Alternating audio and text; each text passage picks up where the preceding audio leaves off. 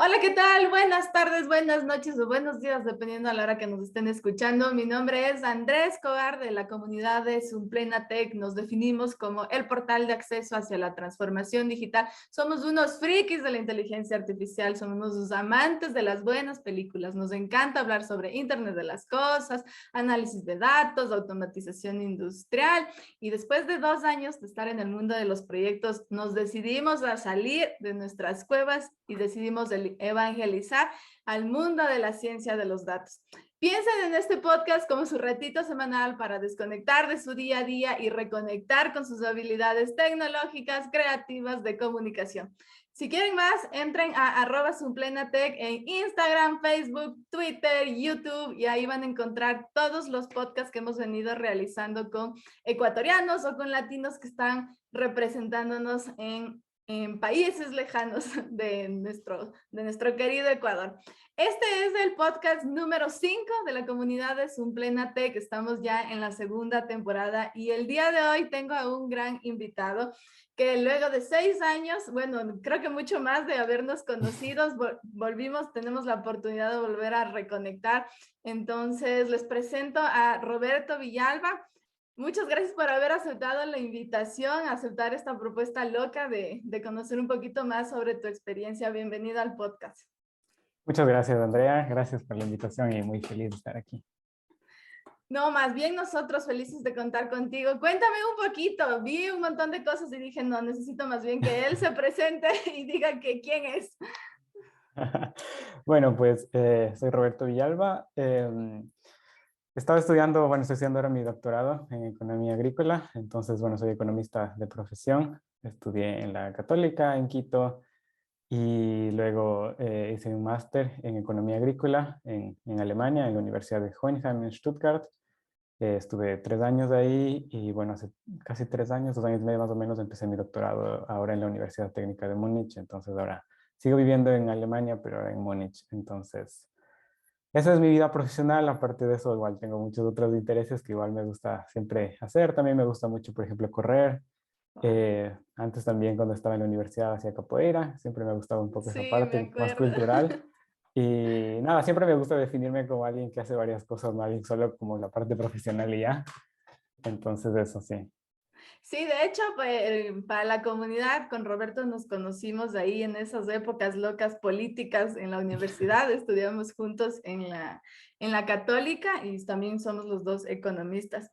Y yo quería preguntar cómo fue, o sea, cómo fue el trayecto hacia la economía agrícola, porque a nosotros un poco nos adoctrinan en la Cato de economía política y tal, pero como que te saliste un poco de ese trayecto y te fuiste por la economía agrícola. ¿Cómo fue?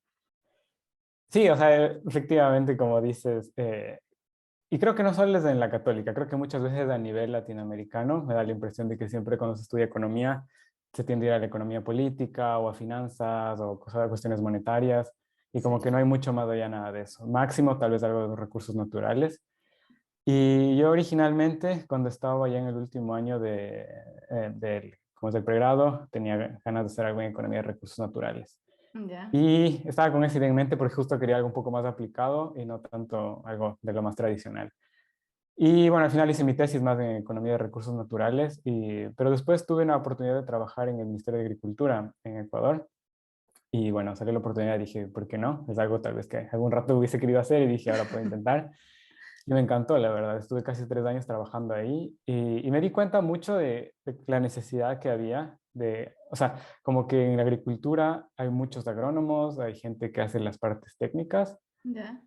pero hay como mucha falta de alguien que sepa de economía, pero que también sepa de las cuestiones de agricultura también, porque hay muchas cuestiones específicas, no solo en cuestión de precios, pero muchas cosas en cuestión de planificación, ahora también en cuestiones de cambio climático es súper importante, en las que el perfil de un economista es súper, súper necesario. Entonces me di cuenta de eso. En esa época yo trabajaba en el tema de comercialización y Ya. me di cuenta de cuán necesario era tener un perfil así como intermedio entre el mundo de la economía y el mundo de la agricultura. Y me lancé y dije, no, creo que por aquí va la cosa y me gustó, o sea, por esto era en el doctorado y digamos que así más o menos comenzó. Y Ya. bueno, de ahí también tuve suerte porque bueno, viendo un poco, bueno, justo escuchaba el podcast anterior que tú hiciste y tu invitado hablaba sobre cómo funcionan las becas del DAD en Alemania. Sí. Entonces justo yo tuve beca del DAD. ¡Oh, wow! Tenemos un caso vivo. ¿Ya? Sí, y la cuestión es que en la beca del DAD había una especialización justo para economía agrícola en Alemania y bueno, apliqué a eso y bueno, tuve que hacer todo el proceso, todo tomó algún tiempo y bueno, luego después logré venir a Alemania, el máster, los temas de general me encantaron también y por eso me he quedado en ese mundo hasta ahora. Wow, tengo millón preguntas. A ver, quiero primero Claro, todas, retornar, disculpa. retornar al tema de tu experiencia con el sector agricultor, el primer acercamiento. Súper interesante, o sea, me parece súper importante justamente ese nexo porque es ahí donde en realidad se ven los frutos de la carrera, sobre todo de la que estudiamos. Pero, por ejemplo, yo estoy un poco metida en el mundo de la acuicultura y Ujú. yo me he enfrentado, o sea, para mí ha habido unos grandes retos y unas grandes oportunidades de acercamiento con el sector acuícola porque, pues, no sé, o sea, desde mi lado estoy tratando de involucrarme en temas tecnológicos y están como un poco reacios a ese cambio. Entonces, no sé, me salió la duda de si tú también, cuando estuviste ese acercamiento, no sé, tuviste retos a los que tenías que enfrentarte, ¿hubo puertas abiertas o más bien cómo fue el desafío? Bastante, ¿te refieres más a la parte de Ecuador antes Sí, de sí, venir a sí, Alemania? sí, de Ecuador. Eh, Creo que sí, o sea, es un poco, ¿qué te puedo decir? Creo que de los dos lados, si hablo más entre el perfil que te decía antes de economista y el perfil de agrónomo, creo que de los dos lados hay un poco así de gente reacia. Por un lado, el perfil del agrónomo siempre piensa que el economista va a venir con números, va a intentar medir todo y como que muchas veces al final hay cuestiones que, o incluso, por ejemplo, los antropólogos, los sociólogos pueden tener una visión mucho más clara de cómo funciona el mundo rural. Entonces a veces hay como ese escepticismo de cómo un economista va a venir a medir todo o como que se le puede juzgar un poco. Entonces creo que también cuando vienes con un perfil de economista tienes que saber un poco cómo acercarte al tema y también cómo empezar. Porque sí, por un lado hay una parte muy cuantitativa de la economía que es muy útil en economía agrícola, pero también hay una parte más cualitativa que también es muy útil, que tiene que ver un poco a veces más con sociología o antropología. Entonces, como que por ese lado siempre sentí que me enfrenté a una especie de estigma de como que ya viene un economista, de que, qué va a hacer aquí. Pero por el otro lado también siento que al revés, que a veces cuando eres economista también viene alguien del mundo de agricultura y te quiere decir algo y como que tú, si no es una variable, no le vas a creer. Y muchas veces no puedes solo poner todo en una cierta casilla, ¿no? Entonces creo que tener este perfil que te deja ver como en las dos direcciones es súper útil. Y creo que de hecho, o sea, en general hace mucha falta gente así. Y sobre todo me ha dado la impresión en Ecuador. No hay mucha gente con este perfil y creo que hace gran falta. En otros países de Latinoamérica hay un poco más. Y, y la verdad, sigo, o sea, he ido entendiendo un poco por qué, pero hasta quisiera seguir explorando por qué no hay mucho ese perfil. ¿Y tienes alguna teoría de por qué no hay? Porque somos un país Eh, agrícola.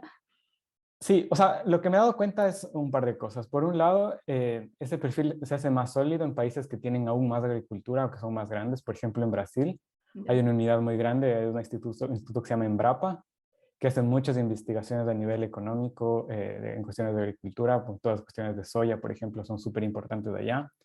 Y todas las cuestiones, por ejemplo, del manejo de agricultura en zonas de la Amazonía, también cómo se está deforestando y todo es un tema como muy en boga. Y he conocido, tengo colegas así, amigos que hacen temas de doctorado sobre eso, brasileños, entonces es como un tema grande. También, por ejemplo, en la cuestión de Chile, he conocido algunos colegas que hacen lo mismo, o sea, bueno, es otros tipos de cadenas de valor, como que si algo más de vino o de frutales o cosas así, pero también están mucho en eso, pero hay como mucha más institucionalidad de fondo. En Ya. Ecuador creo que justo la parte de institucionalidad no ha sido fuerte, entonces como que no ha habido una unidad fuerte de estudios técnicos que se mantenga a lo largo del tiempo. Puede ser que ha habido pequeñas iniciativas, pero nada que sea suficientemente sólido como para que se llegue a consolidar o una especialización en una carrera o al menos un instituto de investigaciones, como que creo que ha hecho falta una parte política, aunque también yo creo, o sea, la verdad es que creo que la parte política tiene un rol muy importante, no solo desde el lado de ministerios y eso, sino que también al ser un país de exportador hay como gremios muy poderosos y a veces no sé si el hecho de tener gremios que tengan tanto poder no quieren a veces contrastar un punto de vista técnico. Entonces tal vez creo que por ese lado también va la cosa. Wow, sí, hay muchísimas aristas por las que Ecuador todavía tiene que dejar soltar un poco la política y empezar a ver en realidad qué es lo que necesita el país. Em, Quiero entrar ahora un poco al tema de la beca, porque no quiero Claro. dejar de, no quiero perderme esta oportunidad. ¿Cómo fue el acercamiento con la beca? ¿Fue fácil, difícil?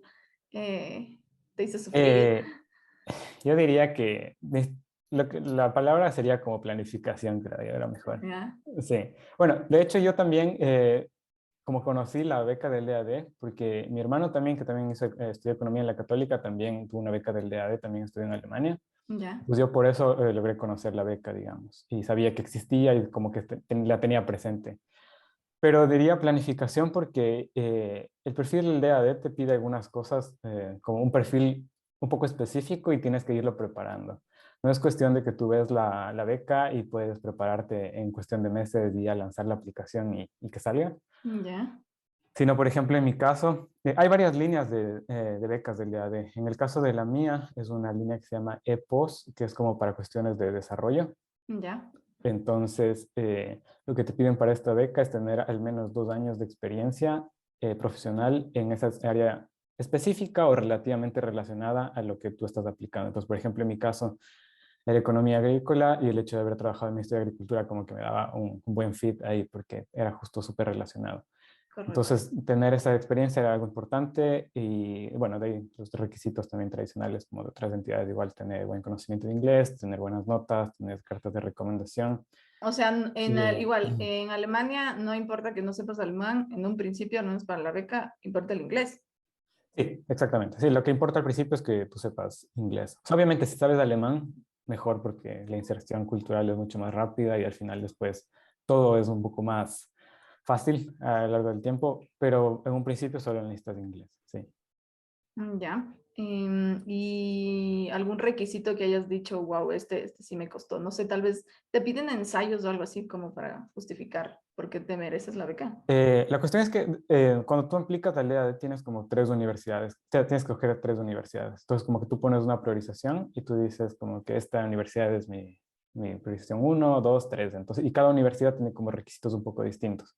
Entonces, tú cuando quieres ver los requisitos de la universidad, como que te vas al sitio web y ves un poco qué te pide el específico máster. Entonces, depende un poco. Algunos másters te pueden pedir como un GMAT o algo así, o un GRE, otros no. Hay algunos másteres que te pueden pedir más documentos como más cartas de motivación o notas más altas. em, bueno, o nivel más alto de inglés también, una nota más alta del TOEFL o algo así. Yo diría que en sí lo que a mí creo que, no sé, lo que más sí, me costó algo así, creo que es lo de la experiencia. Como que yo sabía, le tenía ya en la vista la beca y Ya. tal vez si hubiese querido irme un año antes, por ejemplo, pero como que aún no cumplía eso. Y creo que eso es un poco difícil porque algunas veces que he comentado a gente como que de la beca y todo y me han preguntado, yo diría que ese es como el factor más importante, como que necesitas planificar un poco. Todo así no puedes hacer como todo un poco última hora y tienes que saber ya más o menos a dónde quieres ir e incluso como te decía, priorizar a cuál le pones, digamos, a cuál le apuestas primero, a cuál le apuestas segundo y así en Bien. función O de sea, todo. más o menos un año con anticipación, creerías, o un poco más. Sí, al menos, o sea, digamos, ya haberle visto unos 2 años antes, un año y medio antes, y ya empezar la aplicación más o menos un año antes, porque igual, por ejemplo, es otro punto, normalmente los programas de máster comienzan acá en octubre. Ya. Entonces, hay varios periodos de aplicación. Entonces, por ejemplo, si eres ciudadano no europeo, el periodo de aplicación me parece que cierra en noviembre o diciembre del año anterior. Y para ciudadanos europeos creo que pueden aplicar hasta abril o mayo. Pero entonces, en el caso si eres ecuatoriano, tienes que aplicar más o menos en noviembre. Entonces, para tener todo listo para mandar en noviembre, porque, bueno, no sé si seguirá así, pero en esa época tienes que hacer una aplicación digital y también una parte por correo físico. Ya. Tienes obviamente que contar que va a tomar algunos días en llegar a la universidad, tal vez una semana y todo. O sea, tienes que mandar todo tal vez un año antes casi. O sea, tal vez mandar en octubre o principios de noviembre del año anterior es Mandar como lo la más seguro. solicitud. Sí, ya aplicar. Wow. Ajá. Sí, Ya. entonces como que... Y bueno, obviamente si te das cuenta que hay algo que falta o algo, todavía tienes ese tiempo a tu favor. Si tienes unas semanas extras, lo que sea, puedes hacer. Pero los alemanes son súper estrictos en eso. Cuando ya llegas del deadline, ya nadie te va a aceptar. Entonces, como que no hay negociación ni nada. Entonces, mejor hacer todo por anticipado. ¿Y tú crees que sí, lo que nos decía César en el anterior en el anterior podcast, de que los latinos tenemos muchas más oportunidades a acceder a este tipo de becas? ¿Cómo fue la Yo diría que experiencia? tal vez depende un poquito de las carreras. En mi campo en específico, yo diría que si tomo por región, los que más priorización tienen son estudiantes de África. Entonces yo en Ya. mi máster y bueno, ahora en el doctorado y gente que conocí en general, hay mucha gente de países como Etiopía, Kenia, Nigeria, sí hay muchos estudiantes de esas zonas. Y de hecho, por ejemplo, Kenia es un país que desarrolla un montón de cosas en economía agrícola. No diría que solamente es por gente que sigue a estudiar, pero que también tiene mucho que ver. Entonces, por ejemplo, uno de los temas que yo creo que vamos a hablar después sobre mi tema de investigación, pero es justo de financiamiento agrícola, como que Kenia es uno de los países que más de tecnología ha desarrollado en eso. Y o sea, se nota también por toda la gente que está estudiando eso. Y siento que es en Latinoamérica, sí ha ido gente, pero creo que hace falta aún más. ¿Pero porque no aplican o porque las becas no están tan abiertas a los latinos? Yo diría que en este caso lo primero. Yo creo que no hay suficientemente gente que aplique a este campo. Como decía al principio, hay mucha gente, sobre todo con el perfil de economista o así, que se enfoca mucho en áreas tradicionales, pero que no se lanza a ver en estos temas. Por ejemplo, también el área de economía de recursos naturales es súper fuerte en Alemania. O sea, hay como que hay mucha investigación en eso. Y muchos de los institutos de las universidades como que tienden a mezclar un poco la investigación en los dos temas. Por ejemplo, el instituto en el que yo trabajo ahora es como Instituto de Producción Agrícola y Recursos Naturales. Entonces, como que hacemos temas un poco de las dos cosas. Entonces, como que yo siento que en esta área no hay suficientes perfiles de latinoamericanos. Hay bastantes africanos, bueno, aparte de obviamente de los alemanes y los europeos, pero hay muchos africanos y también mucha gente de India y de China. Wow. Pero de latinoamericanos hay algunos colombianos, creo que es el país que más representación tiene en esta área, pero aparte de eso diría que la representación es relativamente baja.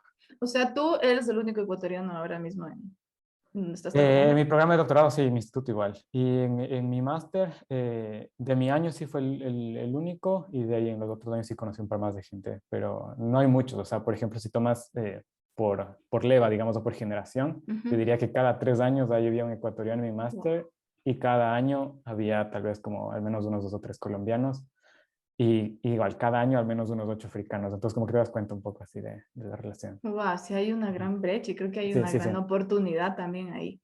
Exacto, Mm, porque yo creo que al ser alguien de Ecuador, como que tienes chance de aplicar a esto, como que sí, a veces también intentan dar la oportunidad a la gente o sea, a países que no están tan representados. claro.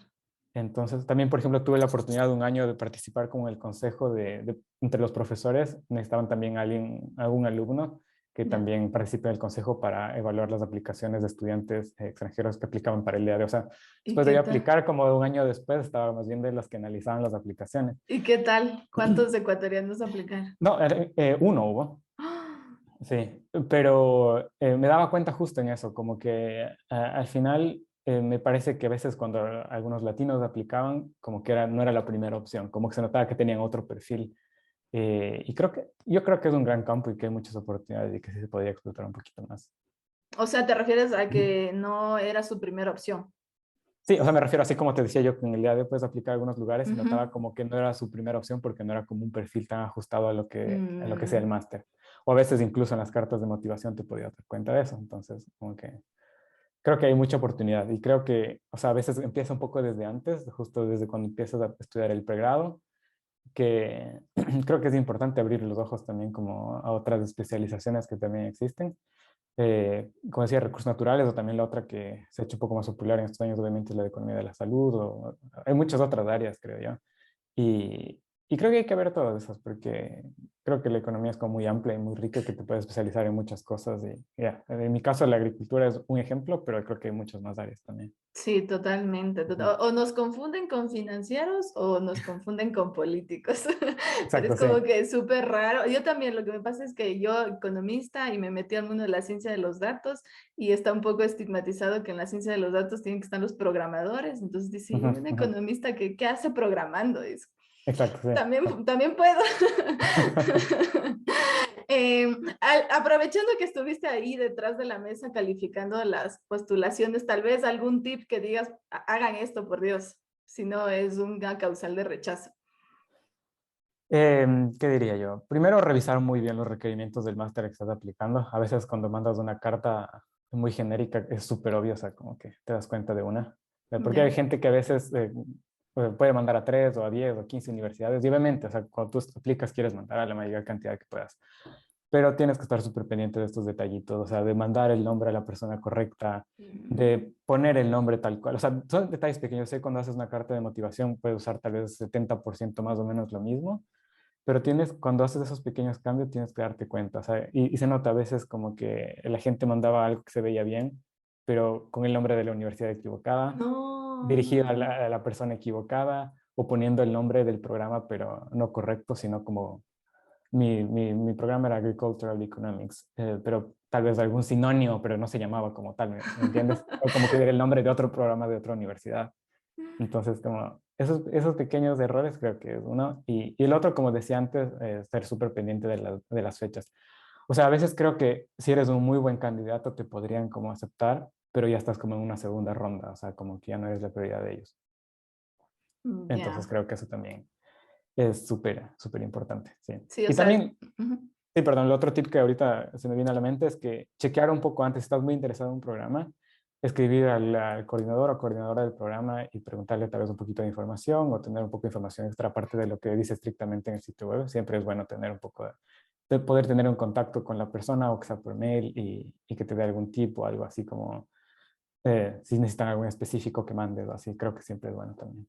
sí, me parece súper importante lo que dices. Sobre todo son pequeños detalles y acciones que hacen Ujú. que se vea que en realidad tienes interés por ganarte esa beca.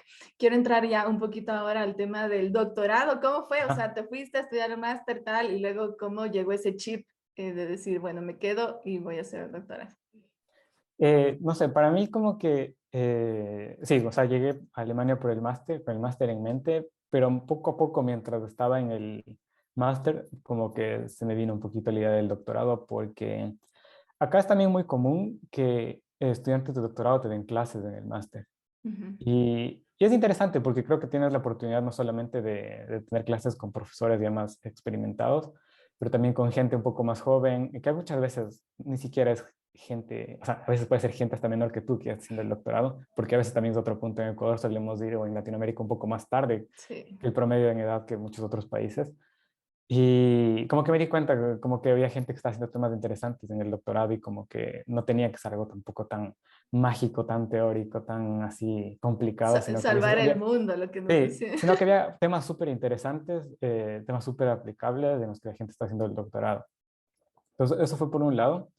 Y por otro, como que se me fueron dando un poquito las cosas. Yo tenía esa idea y justo también me gustó mucho que en el máster que hice había muchos temas interesantes de tesis. Ya. Entonces, a veces aquí como que los institutos suelen ofrecer temas de tesis que son no solamente temas de investigación que a veces como suele pasar en el pregrado en Ecuador, como que es un tema que tú crees que es importante y tal vez buscas del supervisor y después, bueno, ya, si sale algo bueno, bien, y si no, también. Ujú. Sino que acá, perdón, muchas veces el investigador ya tiene un tema que es importante, entonces, y de lo que posiblemente tal vez quieren empezar a hacer un paper o algo así. Entonces, lo que se hace es que el estudiante de doctorado, por ejemplo, o la persona que está a cargo del proyecto, desarrolla la idea e intenta tener un estudiante bueno para que haga el tema, sea análisis de datos con alguna base que ya tengan o recolectar datos en campo o lo que sea. Entonces, como que una forma de estar mucho más vinculado al tema, porque al profesor o a la persona que está dirigiendo también le importa mucho que salga bien. Entonces, ese fue mi caso, por suerte, y era un tema en India. Entonces, me tuve la oportunidad de hacer mi tesis en India, estuve 2 meses allá. ¡Ah, qué cool! ¿Qué Ajá. tal? Súper chévere y súper, no sé, como una experiencia totalmente distinta, así como creo que también a veces cuando estudias economía agrícola, uno siempre de los ejemplos que te dan un montón de cosas o muchos estudios que lees son cuestiones de India, de cómo funciona todo en el sector rural, así como que fue una experiencia súper interesante poder ir allá y estar ahí. Y es una experiencia súper, no sé, o sea, no sé, como que tenía muchas dificultades también porque uno piensa a veces que con inglés ya estás Ya bien es. allá y al final inglés habla mucha gente que tiene educación, pero la gente como normal o no habla tanto inglés o no habla inglés, habla muchos dialectos o muchos distintos idiomas, entonces es un poco difícil la comunicación. Entonces, No ¿Y diría qué que fue una... hiciste? El tema fue interesante. ¿Con respecto al tema me dices o con respecto a la situación? Con respecto a la comunicación, que no Ya. hablaba en Em, inglés. Me tocó buscar una especie de traductores. O sea, bueno, trabajé con una empresa ya en el tema y ellos también me pusieron una persona, un chico que trabajaba con ellos y que hablaba súper bien inglés y también hablaba hindi. Entonces era como mi intermediario ahí. Ya, Y pero con él, para el trabajo y para todo. sí, con él estuve de arriba abajo. Pero bueno, o sea, cuando estás en una ciudad o algo así, sí puedes desenvolverte un poco en inglés. Pero la cuestión es que yo no iba a estar en la ciudad, iba a estar en el campo. Entonces tenía que ir a entrevistar gente y eso. Entonces fui con él y después encontramos otro chico también que nos ayudó como traductor. Entonces ya iba con dos y eso me facilitó un poco para recolectar información. Hice bastantes encuestas con agricultores. Pero súper interesante. O sea, también súper choqueante a veces algunas cosas. O sea, por ejemplo, el tema que a mí me impactó bastante es el tema de género. O sea, muchas veces cuando tú quieres entrevistar a alguien, siempre tal cual la cabeza del hogar es de Hello. el hombre. Entonces, si hay una mujer, a menos que sea una situación súper específica, como que es viuda, algo así, no le puedes entrevistar. Y muchas veces hasta los hombres piden a las mujeres que se retiren del cuarto solo para hacer la entrevista. Entonces son cuestiones así un poco Y no culturales que a puedes veces hacer impactan. nada. No puede hacer nada, porque a veces a mí también me hubiese interesado capturar un poco la visión esta de las mujeres, pero en este caso no era el objetivo de mi tesis. Si mi tesis hubiese sido una cuestión específica de género, obviamente hubiese dado más peso a eso, pero en mi tesis era una cuestión sobre mecanización agrícola, entonces era justo hablar con la persona que toma las decisiones para la mecanización. Entonces, al final casi siempre era el hombre, entonces eso también era un poco complicado a nivel cultural. Y ya, y respecto a la mecanización agrícola, ¿qué producto es el que más se produce allá en India? ¿O en qué fue enfocado tu Sí, investigación? mi tesis fue enfocado en una herramienta digital, de hecho, que es como una especie de hecho, le llamamos el Uber para tractores. Es una herramienta digital que creó una empresa en la ¿Ya? que los agricultores se descargan una aplicación en el celular y pueden buscar a un dueño de tractores o alguien que de mecanización en la región. Entonces, más o menos la idea es justo como el Uber, que tú necesitas un taxi, entonces ves más o menos qué taxistas están disponibles en el área. La idea es que cuando tú necesitas, por ejemplo, algún tipo específico de maquinaria para tu campo, lo que sea, pides y viene la persona con el tractor o con el artículo de mecanización que tú necesites y te provee del servicio. Entonces, con esa herramienta digital, como que tú puedes primero pedir, puedes solicitar maquinaria que tal vez no está disponible en tu región. En teoría también puedes pagar con eso. Digo en teoría porque cuando hicimos todavía no está disponible, después ya lo implementaron. ¿Ya? Entonces, la idea de la investigación era ver primero cómo estaba aplicado así de verdad en el campo, entonces justo entrevistar a toda la gente que diseñó eso. Y segundo, cuál era la implicación, hasta qué punto en serio, sobre todo, ayudaba a pequeños agricultores. En nuestro caso, sí, yendo súper al punto, nos dimos cuenta que era todavía muy nueva y al final se enfocaban todavía en agricultores grandes y con agricultores pequeños todavía no trabajaban mucho. Pero fue súper interesante, sí. Esto ya lo que nos contaste ya es de tu tesis doctoral. No, eso es todavía del máster, Del sí. máster, wow, Sí, qué ujú, interesante. sí. Con eso, qué ganas de quedarse. Wow. Justo, y ese era el punto que iba a decirte, justo eso es lo que me motivó. Dije una vez que estaba ahí, dije, no, o sea, como que sí me gusta lo que estoy haciendo y quiero como intentar hacer un poco más para Pero, doctorado. o sea, el máster te patrocinaron algo así, el viaje, te hicieron los Sí, contactos, justo, está. el instituto con el que yo trabajaba tenía financiamiento para un proyecto, entonces como que me financiaron el viaje y me pagaron los pasajes y el estadía allá, entonces el resto ya fue iniciativa un poco de contactar gente. Me ayudaron a contactar a un par de personas, a un profesor sobre todo en India, Ya. pero también me tocó meterme bastante a mí, como estar trabajando un montón de horas día y noche para un poco contactar a las personas, para sobre todo planificar el día a día no es muy fácil. O sea, a veces, por ejemplo, en Ecuador nos quejamos de la informalidad, a veces en India es mucho peor, como que a veces te dicen como que, bueno, te recojo a las 7 de la mañana y recién vienen a la 1 a recogerte. No, tanto así. Sí, y pierdes días, pierdes un montón de tiempo, entonces, y es como todo súper a veces improvisado, entonces también tienes que estar preparado para esas cosas, pero bueno, al final salió y de hecho nos fue bien porque logramos publicar ese estudio y ya está publicado. Entonces sacamos un paper con eso y no, eso es lo que a mí más me motivó como para seguir con el doctorado también. Y ahí dijiste, aquí me quedo. Aquí me quedo Sí, y vuelvo. y el link también fue interesante. O sea, tuve, diría, un poco de suerte en cómo se me dieron las cosas, como que a raíz de haber tenido justo este perfil en economía agrícola del máster y de haberme ido a India y también tener un poco mi perfil obviamente de latinoamericano, como que era un perfil un poco específico. Y en Alemania también muchas veces cuando aplicas a un doctorado, no es, o sea, hay varias opciones para ser estudiante de doctorado. Puedes tener una beca, puedes ser un estudiante externo que tú mismo te financias, o también puedes ser como empleado por la universidad como una especie de investigador, o sea, como investigador. Tienes un Ujú. sueldo de investigador y como parte de tus obligaciones tienes no solamente que hacer tu tesis de doctorado, pero también tienes que dar clases, también tienes que participar en proyectos de investigación o buscar financiamiento para el instituto.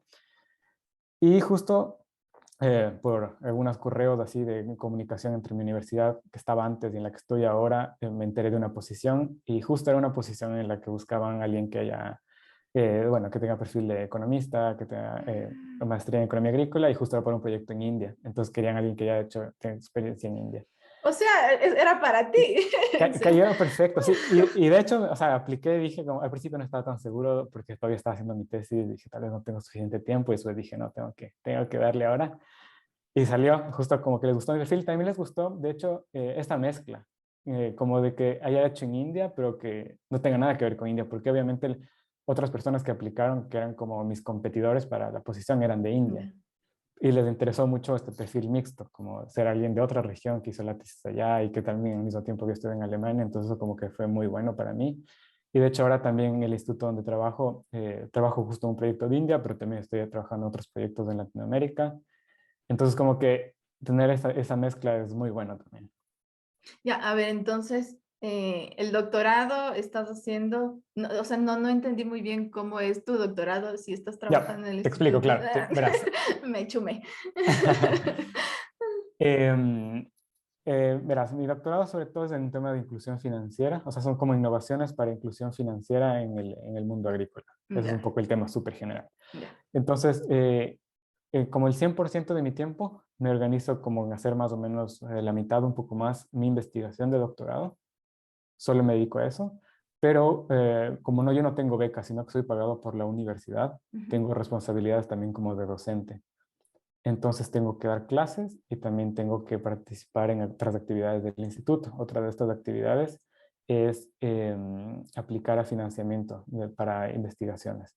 Entonces, en Alemania las universidades están organizadas en institutos también. Entonces, no solo como a veces en Ecuador, que es facultades y luego profesores, sino que es la universidad el ente más grande, luego hay facultades, por ejemplo, mi facultad es la de Life Sciences, pero es algo súper grande también, dentro de la cual habrá tranquilamente unos 15 institutos con 15 profesores titulares más o menos. Entonces, yo trabajo para uno de esos institutos. Ya.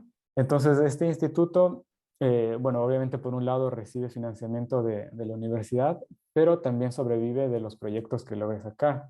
Entonces, el instituto lo que necesita es aplicar a financiamientos de entidades europeas, alemanas o otras entidades que sean proyectos de investigación.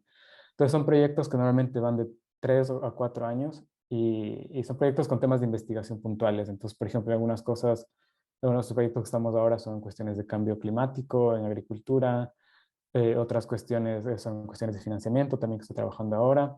Entonces son proyectos específicos y reciben financiamiento. Y este proyecto, por ejemplo, puede recibir unos 300, 400 mil euros por estos 3 años y de ahí sale tu sueldo. Entonces, como que tú necesitas trabajar un poco para ese proyecto del que haces tu tema de doctorado, pero también como tu contrato viene del instituto, tienes que dar clases. Por ejemplo, en mi caso también estuve dando clases este último semestre en temas de economía de recursos naturales Ya.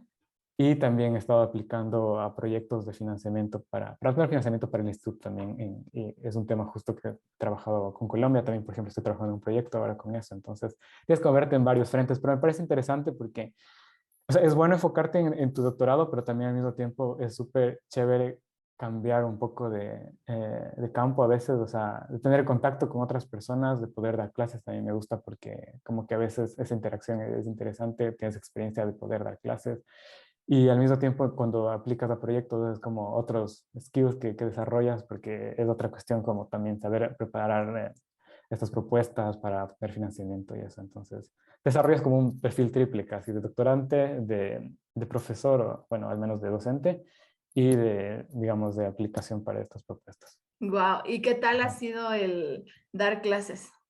¿Era la primera vez que dabas clases? Sí, la primera vez que oficialmente daba clases. Ha sido interesante, bueno, primero porque me tocó ya dar clases con la pandemia, entonces no tuve como oportunidad de empezar antes. Entonces, obviamente al principio, como creo, para cualquier persona que dio clase a través de Zoom era un poco incómodo. Claro. Entonces, bueno, al principio me tocó dar unas clases en alemán, que eso sí fue complicado. Ah, ah, ¿ya hablas alemán? Sí, sí, sí, hablo alemán. Ajá. ¿Sobre 10? ¿Qué diría? ¿Un 8 9? Ah, ya, súper bien. Sí, pero una cosa a veces es como hablar en el día a día y otra cuestión a veces ya es, obviamente, tener que dar clases de estudiantes alemanes, entonces Claro. eso era un poquito complicado. Pero al final, bueno, no me fue tan mal. Eran sobre todo más clases grabadas que clases en vivo, entonces eso al menos me facilitó un poquito porque podía prepararme mejor.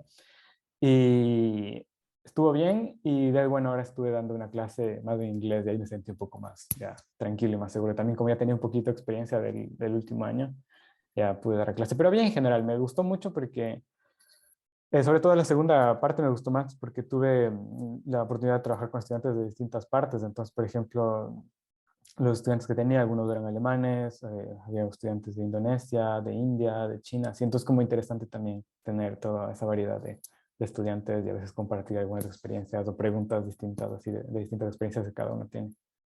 Wow, qué Ujú. interesante. Y no sé si nos puedes contar algo de cómo es de qué estás trabajando en la investigación con Colombia. Así, solo si es que se puede. Claro, sí.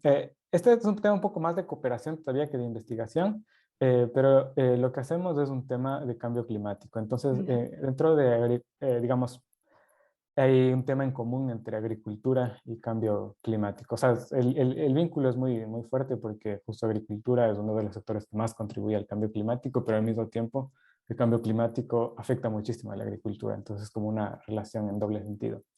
Ya. Entonces, hay una iniciativa o digamos un approach que ha salido en los últimos años que se llama agricultura climáticamente inteligente, en la que buscas desarrollar algunas tecnologías o prácticas. También no tienes que pensar tecnología simplemente como alguna aplicación o algo, sino a veces simplemente de hacer algo como un arado de forma distinta, que ya es como una innovación, para reducir el impacto del cambio climático.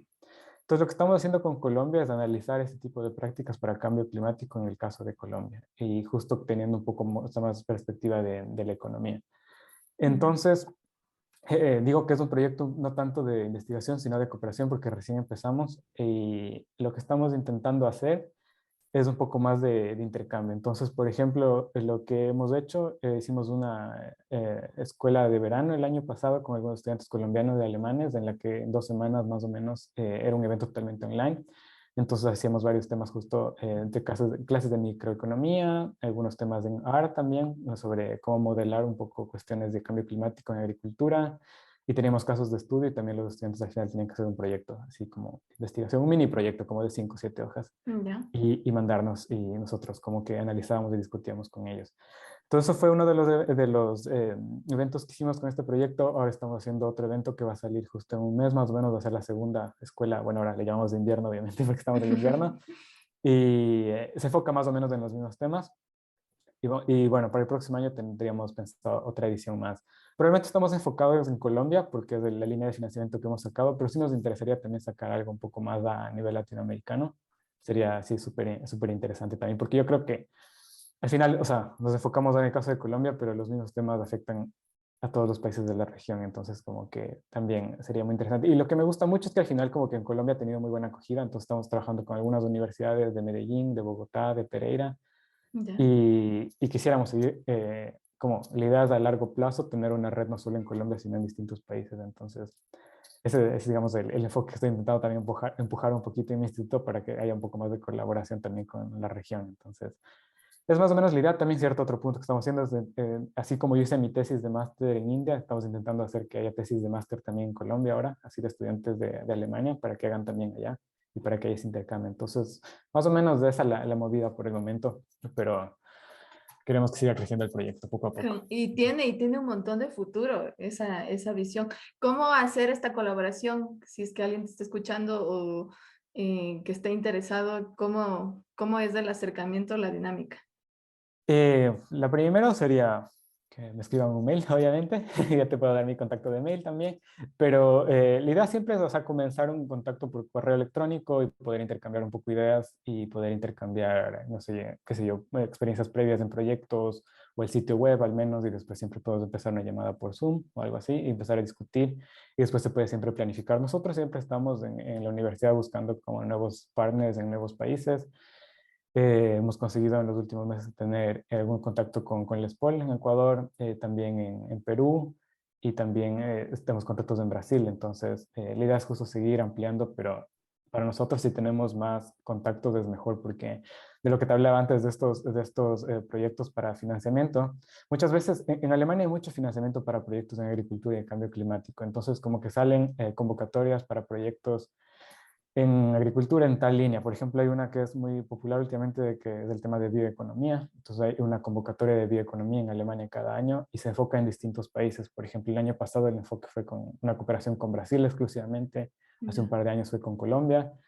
Entonces, para nosotros es súper útil ya tener gente a la que conocemos o a la que hemos tenido al menos un intercambio previo. Entonces, no tenemos que empezar desde cero un contacto mandando un correo a alguien que nunca hemos visto y con quien nunca hemos hablado para empezar la cooperación, sino que es alguien con quien tal vez ya tenemos al menos una relación previa. Entonces, eso también siempre funciona mejor con las universidades o con gente de institutos de investigación que esté interesada. Siempre es así, mucho más ligero el proceso.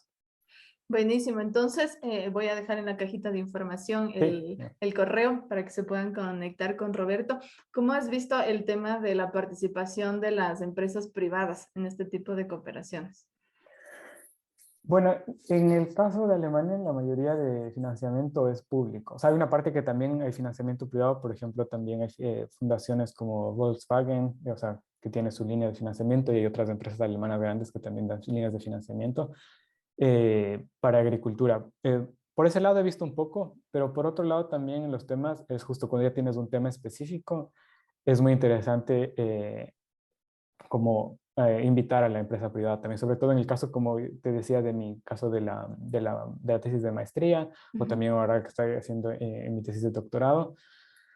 Siempre es bueno cuando tienes la visión de alguien del sector privado, porque ellos tienen la visión real, son los que muchas veces corren con los riesgos de desarrollar, por ejemplo, una tecnología o una app, como te decía en este ejemplo.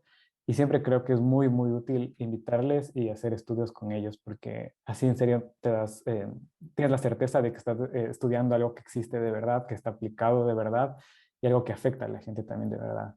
Porque si no, a veces a mí me da la impresión, al menos yo soy de esa perspectiva, de cuando solo analizas una base de datos, como que a veces el análisis es muy frío.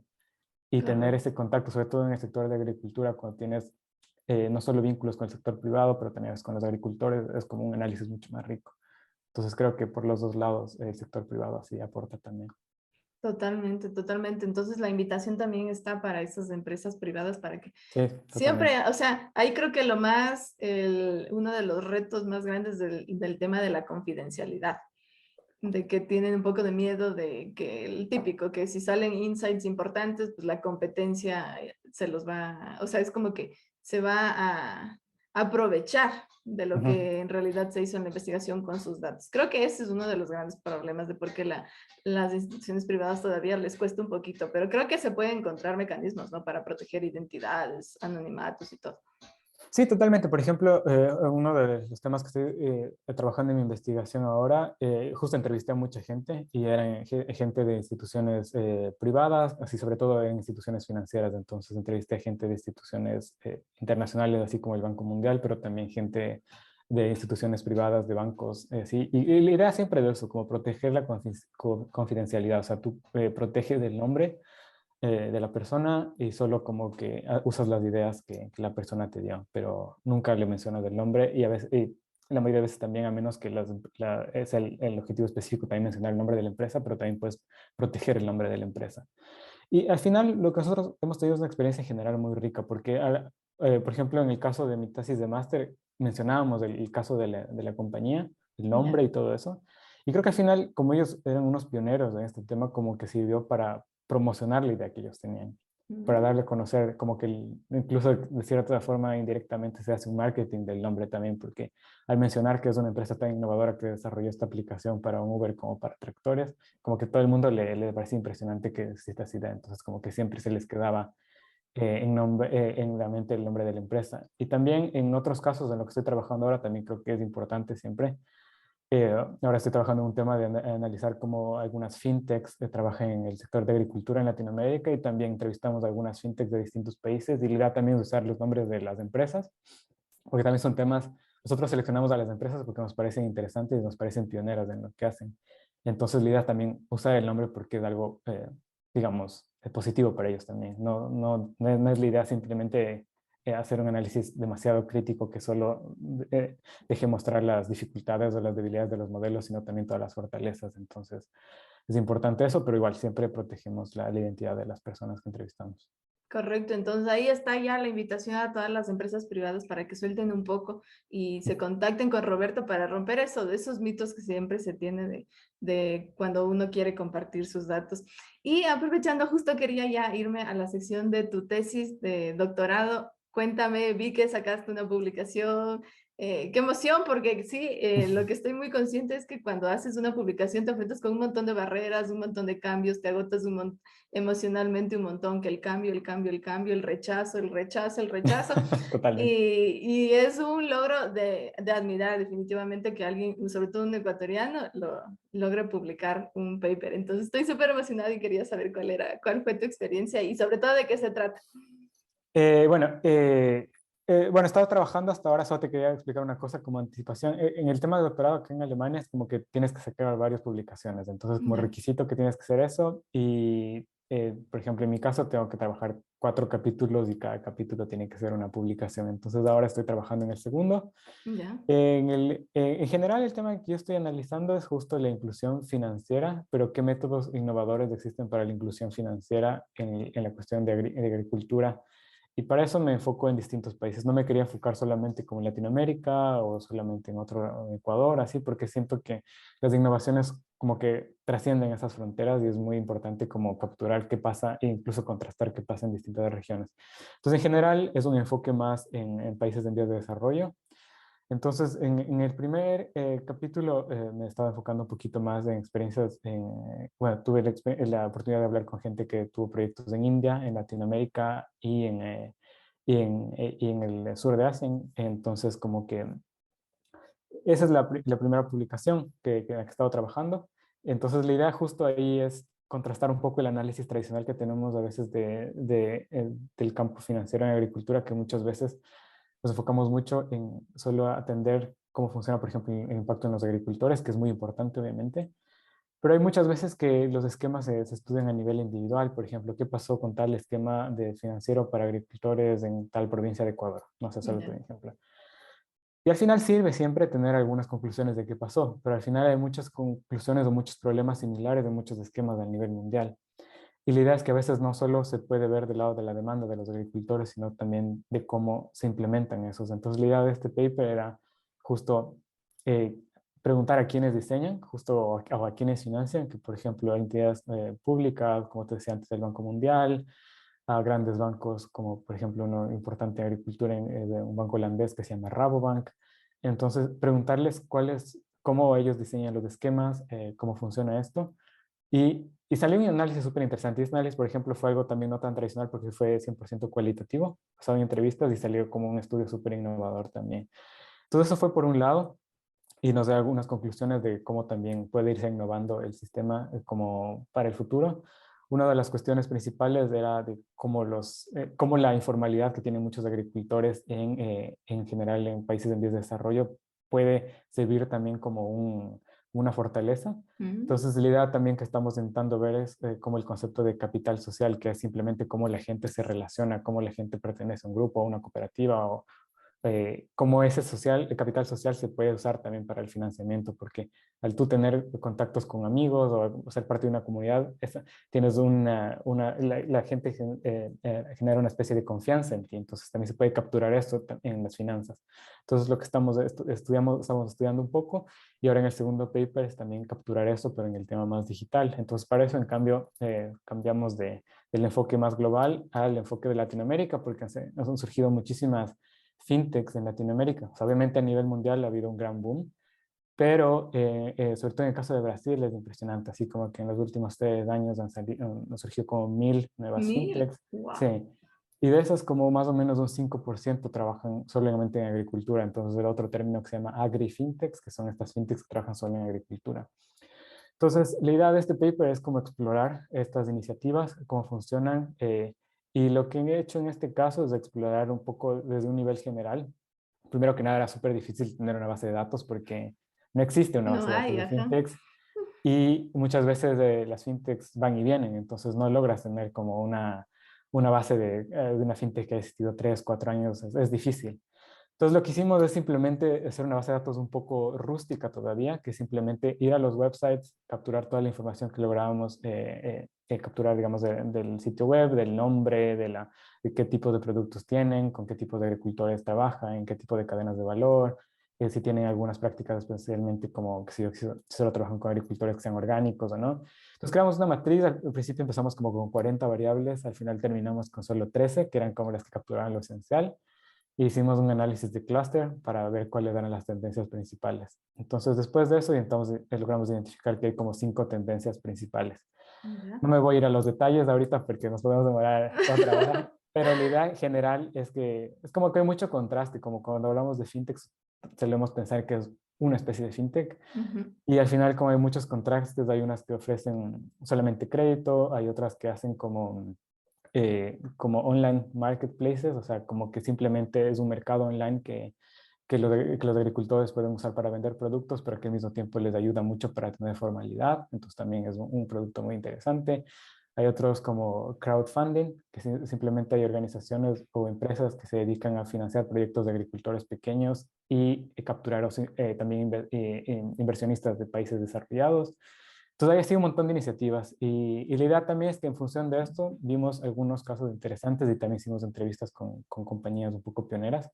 Entonces hicimos entrevistas después con 8 compañías y la idea de este estudio es como juntar las dos cosas, la base de datos con este análisis de clúster y también con los casos de estudio que hicimos y a ver cómo funciona en la realidad, qué tanto impacto tienen, qué tanto impacto no tienen, porque también otra cosa es que logramos capturar es el número de visitas que estos sitios web tienen por mes. Bueno, hay muchos de estos distintos tipos de fintech y cada uno funciona un poco de manera distinta, pero que al final el tránsito que tienen es muy distinto también. O sea, es un boom, pero y hay muchas empresas o muchos bancos que quieren sacar esto, pero al final no todos tienen suficientes visitas. El otro punto es no sabemos hasta qué punto en general los agricultores todavía pueden usar esto, porque no siempre tienen o saben cómo usar estas aplicaciones o tienen suficiente acceso a Internet. Sobre todo Entonces, el acceso a entonces, Internet, ajá. sí, entonces todo ese es el punto que estamos analizando. Pero al final hay muchas oportunidades también. Uno de los casos más eficientes que vimos es cuando las empresas no solo tienen una plataforma, sino que también tienen mucho contacto en campo con agricultores. Entonces, como que el agricultor sabe que, o sea, tiene como un contacto físico con la persona que le provee el servicio, pero también le puede como contactar a través del celular. Entonces, como que ese es el caso ideal. Cuando O solo sea, tienen algo digital. como que siente que hay una persona ahí y ahí se Sí, siente más seguro. exacto, sí, porque si no se siente como muy, no se siente como que hay una relación de verdad, sino que es algo muy artificial, como que no confían tal vez lo suficiente todavía en el celular, como para desarrollar una relación solamente digital. Y también otro caso que es importante es que, o sea, bueno, sirve no solo para las compañías, también estas compañías están dando servicios a otros bancos.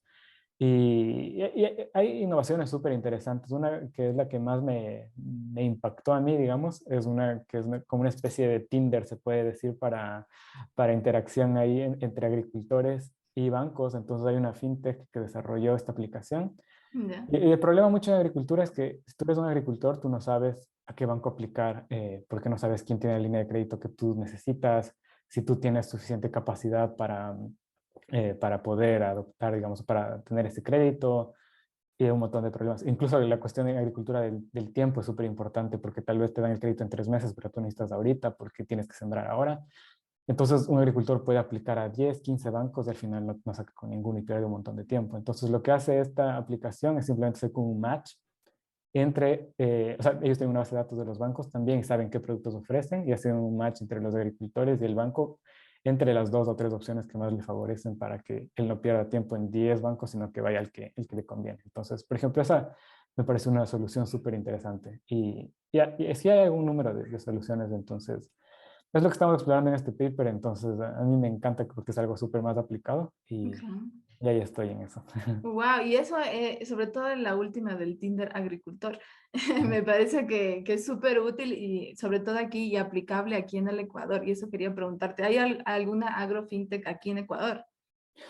Hay un par, pero lo que hemos visto más son cuestiones como cooperativas o instituciones que dan como servicios de microfinanzas que han desarrollado una app que, o sea, sí se puede considerar de cierta forma como fintech, pero es otra especie de solución porque muchas veces es como simplemente hacen digital lo que ya están haciendo antes.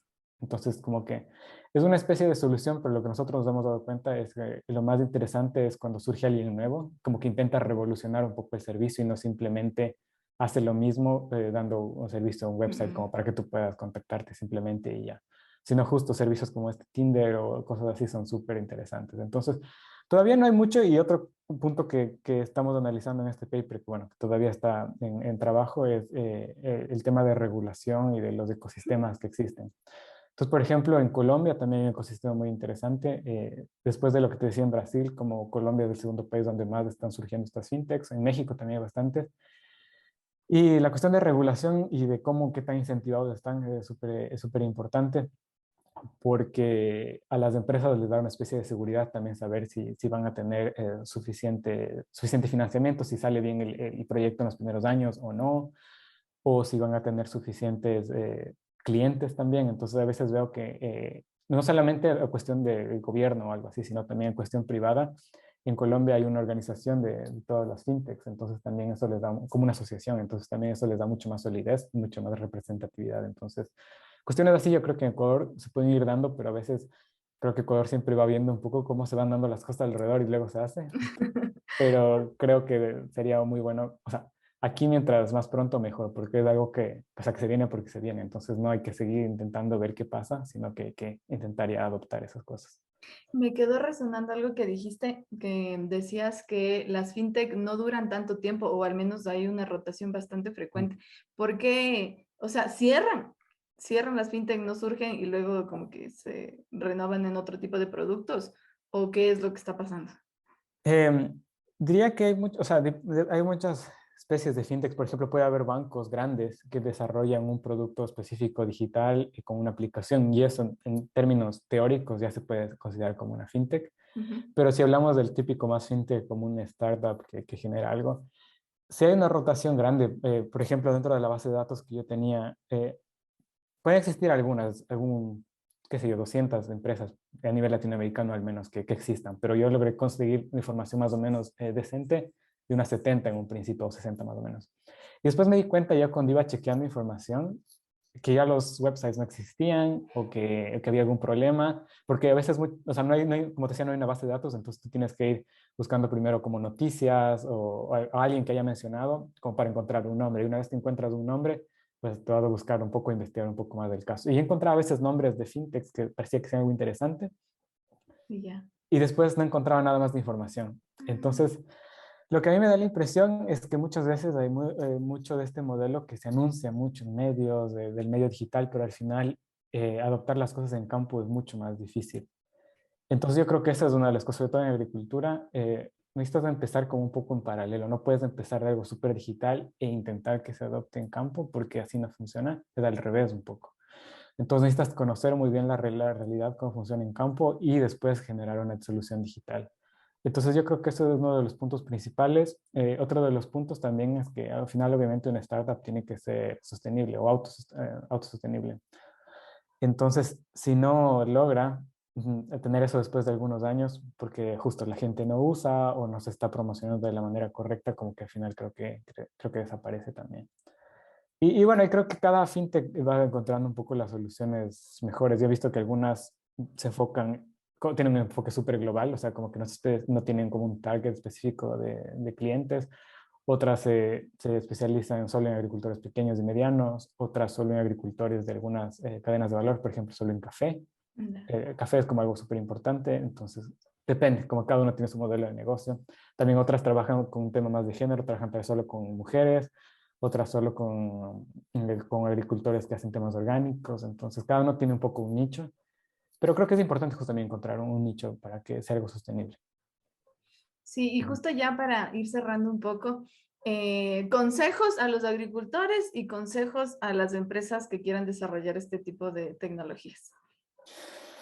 Consejos a los agricultores. Esa no es tan fácil. Yo diría que primero que no tener miedo a las herramientas digitales, como no tener desconfianza, como que es algo que ya está, digamos, en nuestro nuevo presente y justo incluso creo que con el tema de COVID se ha hecho mucho más obvio, digamos, o útil de cierta forma esto. Entonces, como que no tener miedo, intentar familiarizarte, intentar entender cómo funciona, pero usarlas, porque yo hablo ahorita específicamente de lo que hacen las fintechs, pero a nivel de agricultura hay un montón de herramientas que también siento que en Ecuador todavía no son tan comunes como herramientas digitales para saber, por ejemplo, qué tantos insumos necesitas. Hay algoritmos que te calculan súper fácil eso, o cuándo sembrar, o un poco de previsiones climáticas. Hay aplicaciones y soluciones tecnológicas que tienen como un enfoque súper global y que tú puedes adaptarle a tu parcela, por ejemplo, y tener un enfoque y puedes medir todo. Entonces creo que no tener miedo, porque eso al final puede ser un poco costoso, pero creo que si tomas en serio el negocio, como que al final en el mediano plazo te puede ser muy productivo. Creo que ese sería mi consejo para los agricultores. Y por el otro, por el lado privado, me dijiste, Sí, ¿no? por el lado privado. También justo como no tener miedo a la agricultura, porque creo que muchas veces se le ve como un sector que hay que apostarle y todo el mundo a veces piensa que la agricultura es la base y todo, pero al final nadie se quiere arriesgar. Y al final, una de las cuestiones es que no solo a nivel de Ecuador, pero a nivel global, en temas de inclusión financiera, se dice siempre que el sector urbano ya prácticamente tiene satisfechas o casi satisfechas sus necesidades de financiamiento, pero el sector rural está muy insatisfecho, si se puede decir así, en cuestiones de financiamiento. O sea, y si se habla sobre todo en países en vías de desarrollo, es al menos la mitad de la población o más de cada país pertenece al sector rural y que no tiene los suficientes servicios financieros. Entonces, como que es una gran oportunidad para que empresas se dediquen y que busquen esos clientes, no simplemente verles como clientes riesgosos, sino clientes que necesitan un approach un poco distinto para medir propiamente sus riesgos o para medir las necesidades que ellos tienen. Pero al final son potenciales clientes, de muchos potenciales clientes que tienen necesidades y que simplemente quieren que esas necesidades de financiamiento sean satisfechas y que si alguien puede proveer esas soluciones, como que tiene muchísimo campo para crecer. Sí, totalmente. Había un estudio que salió que decía que alrededor del 30% de la población en países en desarrollo estaba bancarizada, o sea que tiene Es una bajísimo, cuenta, exacto, es sí. bajísimo. Y Sí, ahí está una totalmente. gran oportunidad, pero como tú dices, es no irse por el lado clásico, sino que hay que tomar otro tipo de acercamientos, porque ahí hay una buena oportunidad, pero ahí está la innovación que se tiene de oportunidad. Exacto, sí. Y tiene sentido y tiene mucho sentido invertir en esto, la verdad. Obviamente se necesita también apoyo del Estado, a veces en temas de legislación y eso, pero sí tiene sentido y es como muy sostenible y es no solo el futuro, ya es el presente y mientras como no adoptas esas soluciones simplemente te vas quedando atrás. Y ya estamos unos 20 años atrasados aquí en el Totalmente, Ecuador, sí. entonces podría ser un buen Sí, paso. sí. Roberto, quería agradecerte muchísimo. Se me pasó la hora rapidísimo.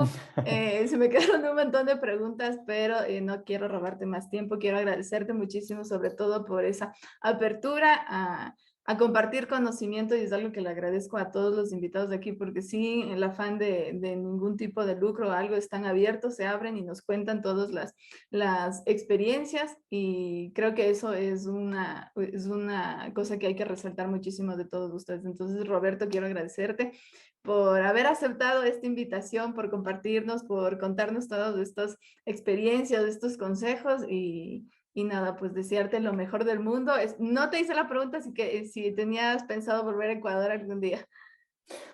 Veamos, es un tema, o sea, siempre está abierta la posibilidad, no sé si siempre como definitivamente, totalmente, porque siempre me gusta tener como una perspectiva un poco abierta, pero sí siempre es una opción para mí. Ay, qué bueno, Y ojalá. no, Andrea, muchas gracias por la invitación. Para mí un placer también estar aquí y compartir todo lo que he podido, o un poco de mi experiencia, sí. Muchas gracias. Muchísimas gracias, Roberto. Entonces, nos vemos en el siguiente episodio. Muchas gracias. Hasta luego. Gracias. Chao.